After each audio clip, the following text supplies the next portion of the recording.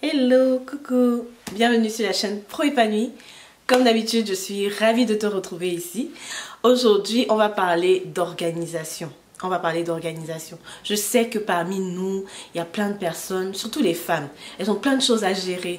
Elles ont leur famille. Quand je dis famille, c'est le mari, les enfants. Des fois, elles en ont 2, 3, 4.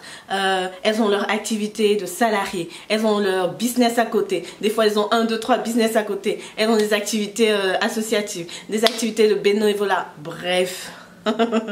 C'est juste épuisant juste de les énoncer, mais pourtant c'est possible. C'est possible de gérer plusieurs activités en même temps et de rester épanoui, de ne pas sombrer dans le burn-out. Au contraire, moi je connais plein de femmes qui ont d'ailleurs inspiré cet épisode que je vais partager avec vous.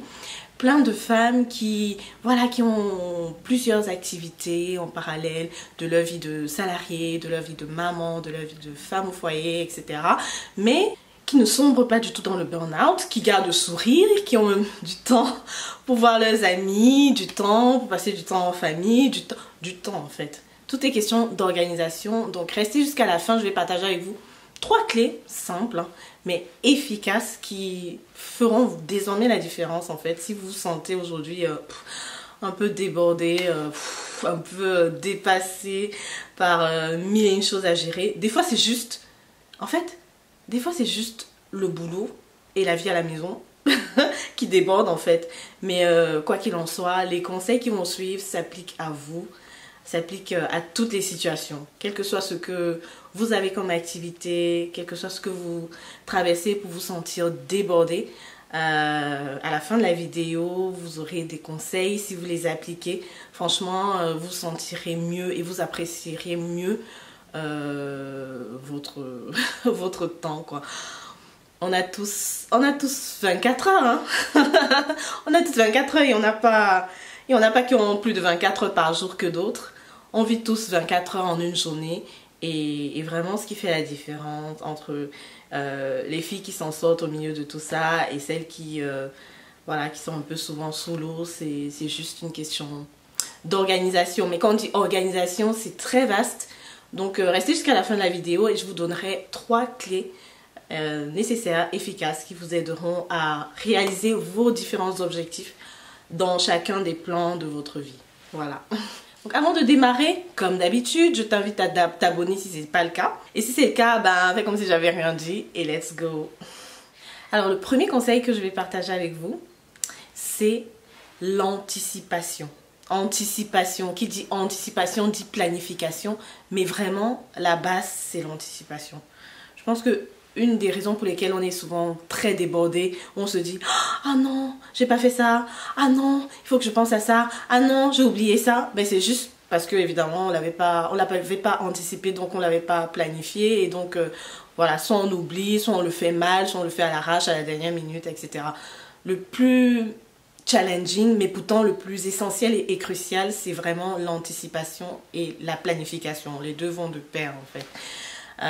C'est valable pour tout, même pour nos repas. En fait, nos repas à la maison, nos repas quotidiens.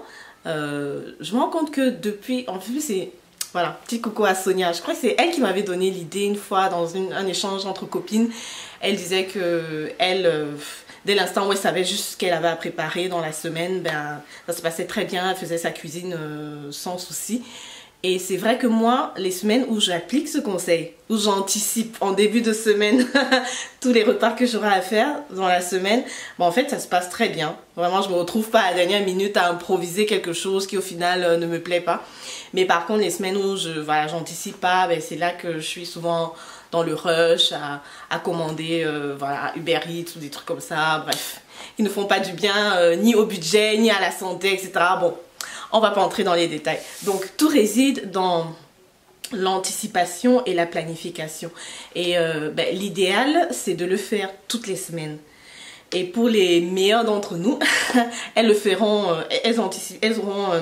un agenda pour anticiper tous leurs projets de manière annuelle. Et ensuite, elles vont décliner ces projets, ces objectifs annuels en trimestriel, et puis elles vont les décliner en mensuel, et puis en hebdomadaire, quoi. Bon, Ça c'est super bien aussi. Si vous arrivez à vous projeter de manière annuelle pour chaque plan de votre vie, je sais pas, le boulot, l'entrepreneuriat, le business, la vie de famille, etc. Si vous réussissez vraiment pour chacun des plans de votre vie à vous projeter, c'est conseillé, hein. C'est même pas, ça doit pas être forcément une option, mais voilà, c'est vraiment un conseil important quand même de se projeter comme ça sur un an et ensuite de décliner les objectifs annuels en objectifs trimestriels et puis mensuels et puis hebdomadaires, un peu comme une entreprise quoi. Quoi qu'il en soit, le plus important c'est vraiment que quand on démarre une semaine, vraiment idéalement on doit déjà avoir dans son agenda tout ce qu'on a à faire sur cette semaine. Sinon on s'en sortira pas en fait. Et moi, depuis que je fonctionne comme ça fait 2 ans que j'ai mon agenda papier. Parce qu'avant, j'avais un agenda sur iPhone, enfin sur le téléphone, hein, je ne fais pas de publicité de marque. Mais c'est différent en fait. Moi, je préfère, vraiment, je suis la vieille école, je préfère, personnellement, je préfère l'agenda papier parce que je visualise vraiment tous mes rendez-vous de coaching, ce que j'ai à programmer, à monter comme vidéo, ce que j'ai à publier sur les réseaux sociaux, sur Instagram, sur YouTube. Et d'ailleurs, j'en profite pour vous dire, suivez-moi sur Instagram, hein, parce que je les suis tous les jours.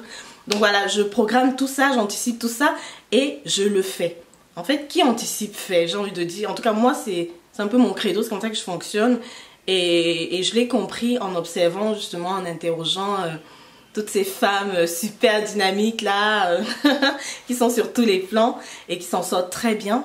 C'est l'anticipation et la planification. Donc, si vous ne le faisiez pas jusqu'à présent, à chaque début de semaine, vraiment notez. Si vous n'avez pas un agenda, vous pouvez le faire sur une feuille de papier ou dans votre téléphone. Notez vraiment tout ce que vous avez à faire et à quel moment en fait, et puis faites-le. Donc, si vous n'avez pas d'agenda, je vais en profiter pour vous parler de celui-ci. C'est un planificateur stratégique, un agenda planificateur stratégique personnel qui a été créé par Bernadette Tani, qui est une Canadienne. Que j'aime bien et franchement j'ai acquis cet agenda en début d'année et il est très bien, il fonctionne un peu comme ce que je vous ai dit, vraiment c'est de lister tous les objectifs, tout ce que vous aimeriez atteindre ou faire sur une période annuelle. Vous n'êtes pas obligé de commencer en janvier, en début d'année ou en septembre, vous pouvez le commencer à n'importe quel moment. Donc vous faites la liste de vos objectifs et puis vous les déclinez en actions. Et surtout, pour chaque plan de votre vie, vous réservez comme des slots, entre guillemets. En fait, c'est des créneaux. Des créneaux, par exemple, vous vous dites, de 9h à 18h, je suis full time au boulot. Donc, je vais me concentrer à 100% au boulot. Et c'est là que je vais pouvoir mener des actions pour réaliser les objectifs professionnels que j'ai. Si mon objectif, c'était, je sais pas, de terminer tel plan de contrôle ou de mettre sur pied tel projet, tel lancement de logiciel, etc. Je le fais dans ce créneau-là, de 9h à 18h. Je reste concentrée et dédiée dessus. Après, vous pouvez vous dire, entre midi et 14h, voilà, c'est la pause. Pendant ce temps, je peux profiter peut-être pour réfléchir à mes projets entrepreneurs, pour faire de l'entrepreneuriat. Je peux profiter pour répondre à mes clients. Je peux profiter pour programmer des choses avec mes clients, etc. Ok, de midi à 14h, vous ne faites que ça, vous êtes concentré dessus.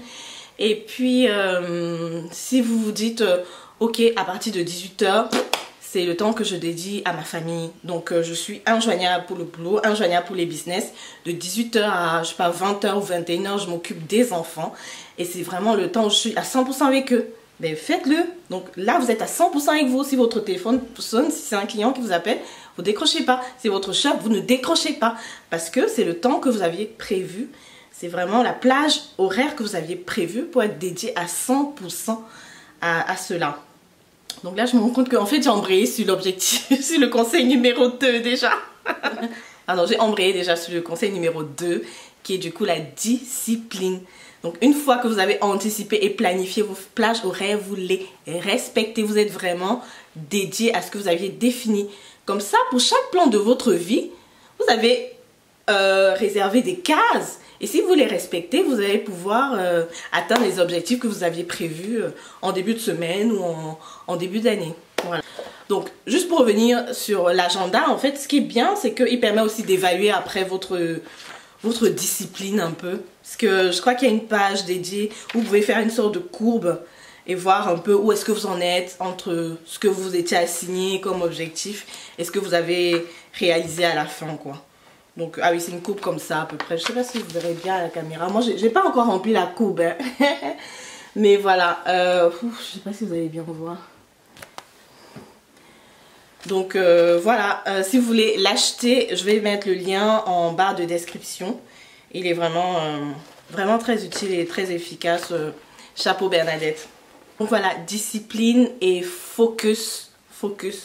Discipline pour respecter les plages qu'on s'était fixées et focus sur ce qu'on a à faire.